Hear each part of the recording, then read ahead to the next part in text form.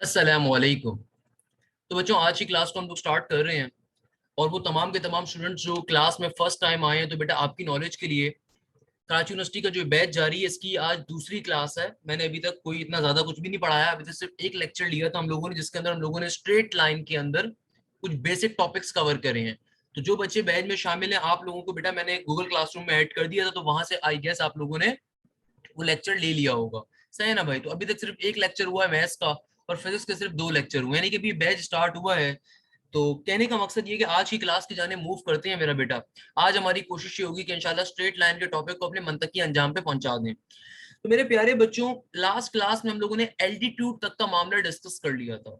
जिस तरह मैंने आप लोगों को बताया, चूंकि इस बैच के अंदर आपको सबसे बड़ा फायदा ये भी होगा इंशाल्लाह कि भाई आप लोगों ने, चूंकि अभी तक बेसिक आप लोगों को मल्टीप्लीकेशन, सब्ट्रैक्शन या फिर बेसिक डिवीजन में कुछ मसले मसाइल थे, मैं देख रहा था अक्सर ग्रुप्स के अंदर कि डेसिमल प्लेस मल्टीप्लीकेशन में बहुत सारे बच्चे मसले कर रहे थे। तो मेरा बेटा, डेसिमल प्लेस मल्टीप्लीकेशन बहुत आसान सी होती है, इसमें परेशान नहीं होते होते। डेसिमल की जो मल्टीप्लीकेशन होती है बड़ी सिंपल सी होती है, decimal place multiplication. For example, अगर आपको मैं बड़े मजे की एक बात बताऊं, मैं देख रहा था कि कुछ बच्चों को इशू आ रहा था।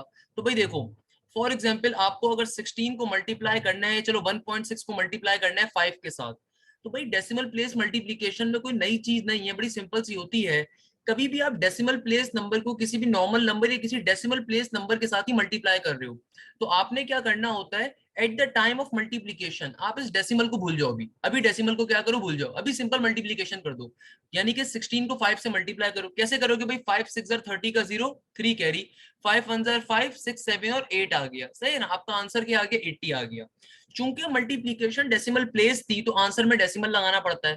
और ये डेसिमल कैसे लगाते हैं कि भाई जिस टर्म के ऊपर भी डेसिमल वाली टर्म जो होती है, जैसे यहाँ पे 1.6 है, हमेशा नंबर पढ़ा जाता है राइट हैंड साइड से। यानी कि इस साइड से पढ़ना स्टार्ट करो, डेसिमल कितने डिजिट्स के बाद है।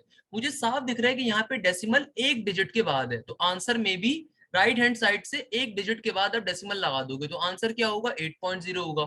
फॉर एग्जाम्पल, आपको मल्टीप्लाई करना पड़ जाए 2.4 को 1.8 से, तो बेसिक मल्टीप्लीकेशन करते हैं। अभी फिलहाल के लिए डेसिमल भूल जाओ, सिंपल मल्टीप्लाई करो, यानी कि 24 को 18 से, यानी कि क्रॉस मल्टीप्लीकेशन बेस हो जाएगा। क्या बन जाएगा भाई? 4 8 जार 32 का 2 और 3 कैरी आ गया।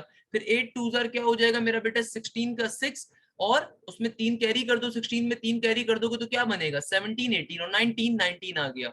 अगला नंबर क्रॉस के साथ लिखते हैं। अब 1 को सिंपली मल्टीप्लाई कर दो, 1 4 जार 1 और 2 1 जार 2 का 2 एज इट इज। सही है ना मेरा बेटा? अब आपने सिंपल आंसर लिखना है। क्या करते हैं भाई? ऐड कर दोगे, 2 का 2 आ गया। 9 में अगर 4 का इजाफा करोगे तो 3 और 1 कैरी, 2 1 प्लस 1 3 और 3 प्लस 1 4 हो गया। सही है ना मेरा बेटा?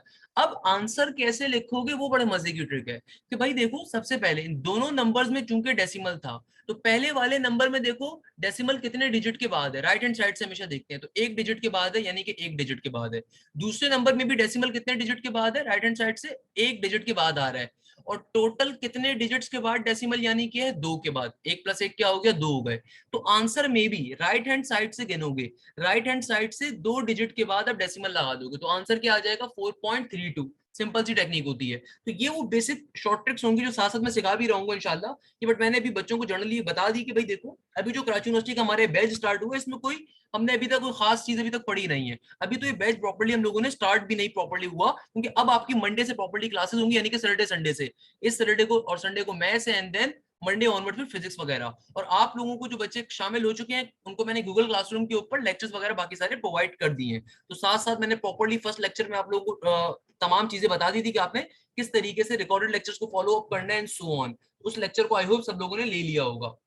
अच्छा भाई, अब वापस आते हैं अपने कॉन्सेप्ट के ऊपर। हमारा कॉन्सेप्ट क्या